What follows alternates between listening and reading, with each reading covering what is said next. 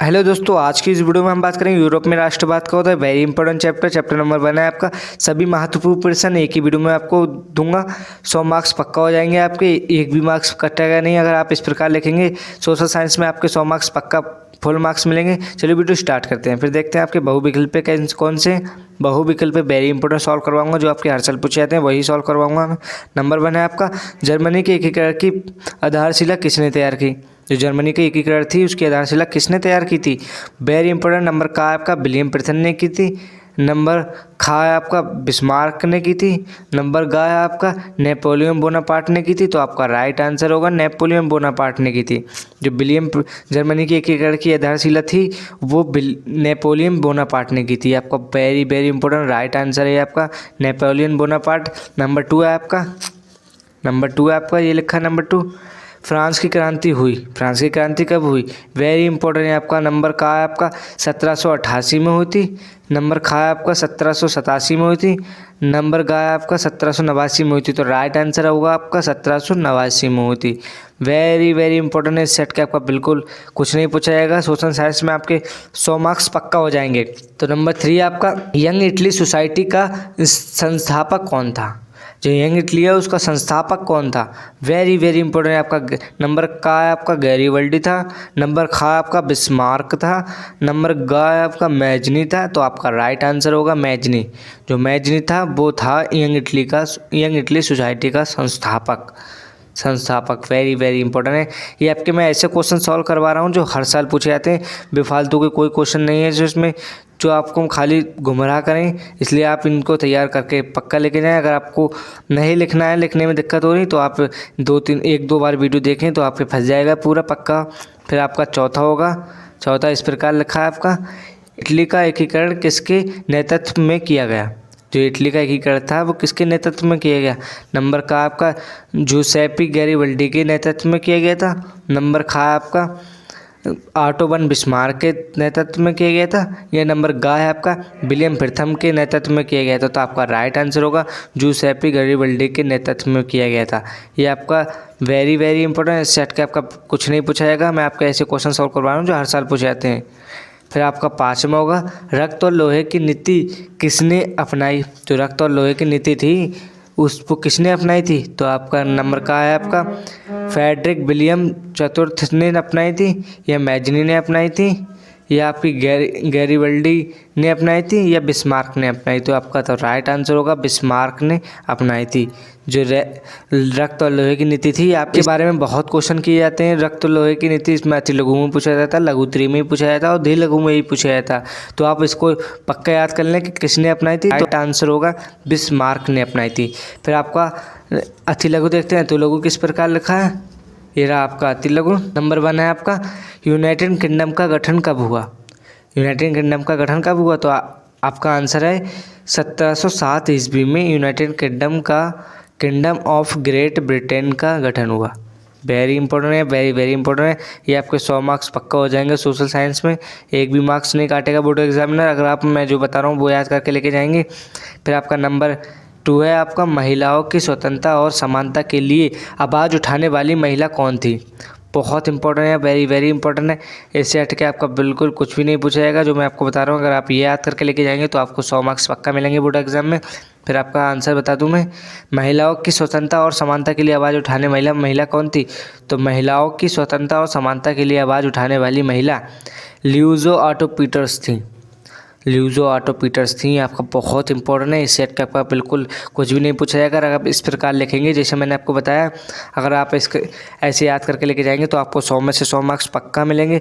फिर आपका तीसरा देखते हैं, तीसरा कौन सा है? तीसरा ये रहा आपका, जर्मनी के एकीकरण में सबसे महत्वपूर्ण योगदान किसका था? जर्मनी राष्ट्र का प्रथम सम्राट कौन घोषित किया गया? ये आपका लॉन्ग क्वेश्चन में भी आता है और शॉर्ट क्वेश्चन में भी आता है। तो मैं इसका आंसर बता दूं, जर्मनी के एकीकरण में सर्वाधिक महत्वपूर्ण योगदान ऑटो वन बिस्मार्क का था। फिर एकीकृत जर्मन राष्ट्र का प्रथम सम्राट विलियम प्रथम घोषित किया गया। Very very important. सेट का आपका कुछ भी नहीं पूछा जाएगा। फिर नंबर 4 आपका क्वेश्चन है, इटली के एकीकरण में महत्वपूर्ण भूमिका निभाने वाले 3 नेताओं के नाम लिखिए।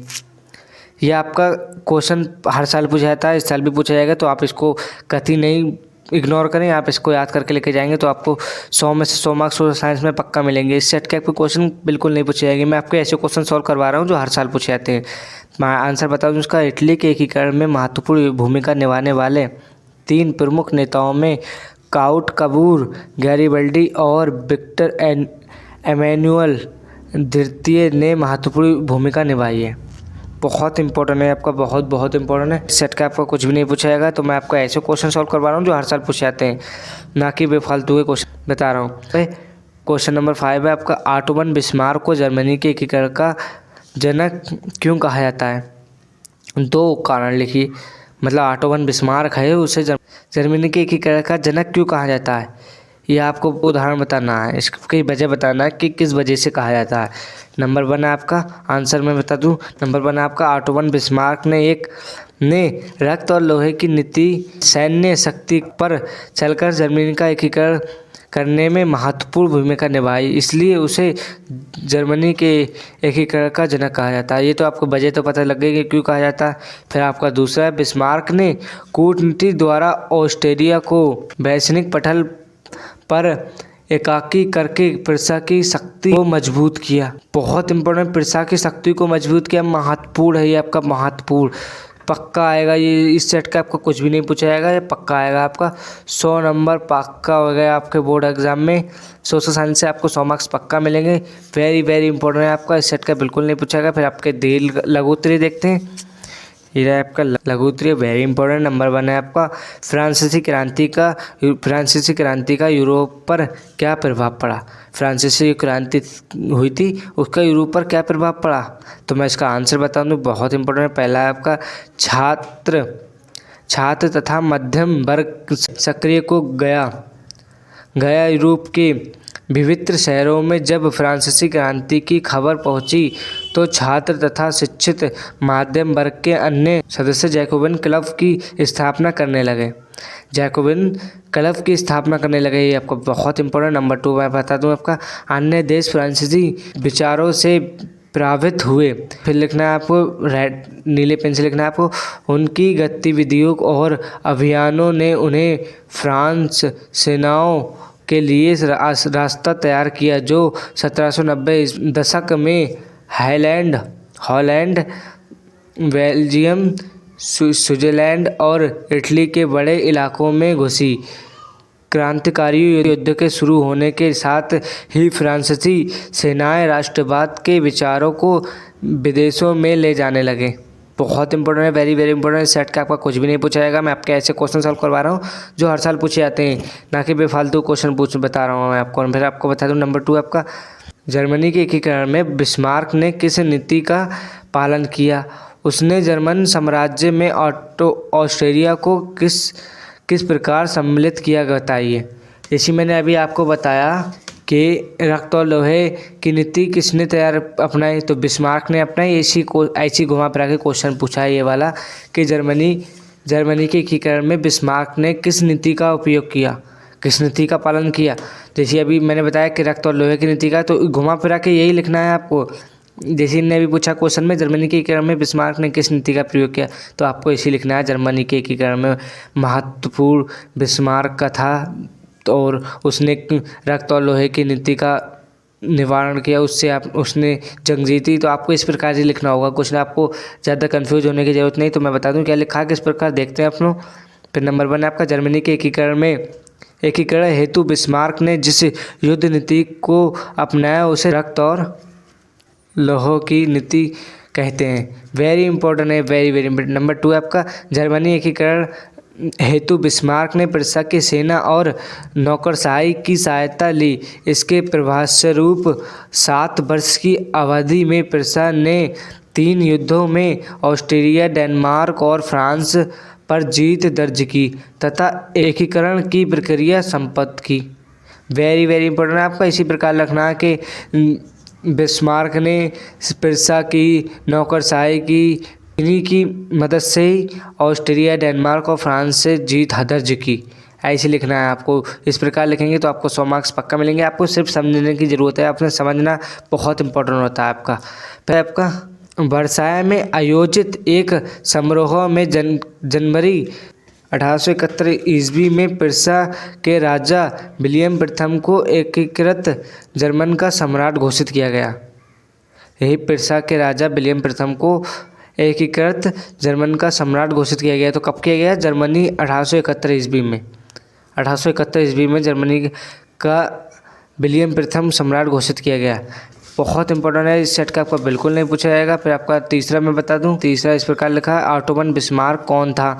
ये क्यों प्रसिद्ध था? जो ऑटो वन बिस्मार्क था वो क्यों प्रसिद्ध था? इतना क्यों जाना जाता है, लोग इतना क्यों उसके चर्चे किए करते थे? तो आपको लिखना है इस प्रकार, ऑटो वन बिस्मार्क जर्मनी साम्राज्य का प्रथम चांसलर होने के साथ साथ, चांसलर भी था, उसके साथ साथ तत्कालीन यूरोप का प्रभावशाली नेता भी था। तत्कालीन यूरोप का प्रभावशाली यानी महान नेता भी था। जर्मनी के एकीकरण में बिस्मार्क की प्रमुख भूमिका थी। जो जर्मनी का एकीकरण था उसमें बहुत महत्वपूर्ण भूमिका थी। फिर 1870 तक बिस्मार्क ने अपनी रक्त और लोहे की नीति से अपने देश की राष्ट्रीय एकता के लिए जीत हासिल की। फिर रक्त और लोहे की नीति से इनने अपनी जीत हासिल की। इसकी वजह से और लोग जानते थे बिस्मार्क को। फिर 1871 से 1890 तक बिस्मार्क राज्य के मामले में सर्वोच्च शिखर पर था। 1890 में उसने अपने पद से त्यागपत्र दे दिया। बहुत इंपॉर्टेंट है, वेरी वेरी इंपॉर्टेंट है। इस क्वेश्चन से हटके आपको कोई भी क्वेश्चन नहीं पूछा जाएगा। नंबर 4 क्वेश्चन है आपका, फ्रांसीसी क्रांति कब शुरू हुई? ये फ्रांस की क्रांति थी वो कब शुरू हुई? उसका मुख्य कारण क्या था? मतलब फ्रांस की क्रांति हुई तो, लेकिन उसका मुख्य कारण क्या था, क्यों हुई थी? तो आपका मैं आंसर बता दूं, फ्रांस की क्रांति 5 मई 1789 को प्रारंभ हुई। ये आपकी वेरी वेरी इंपॉर्टेंट, आपको ये सन याद रखना है। सन आपको ब्लैक पेन से कर देना तो आपको बोर्ड एग्जाम में 100 में से 100 मार्क्स पक्का देगा साइंस में। तो आपको ये आपको सन याद रखेंगे तो बोर्ड एग्जाम को लगेगा कि आपने पढ़ा है। फिर फ्रांस की क्रांति सैन्य आर्थिक स्थिति क्रांति का मूल्य कारण थी।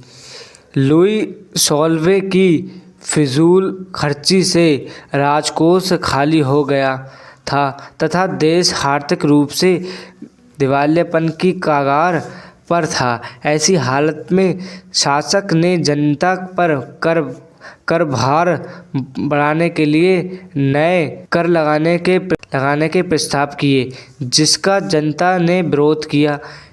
स्टेट्स जनरल का अधिवेशन बुलाने के लिए ही क्रांति का विस्फोट हो गया। इस दृष्टि से फ्रांसीसी क्रांति तत्कालीन आर्थिक स्थिति क्रांति का एक प्रमुख कारण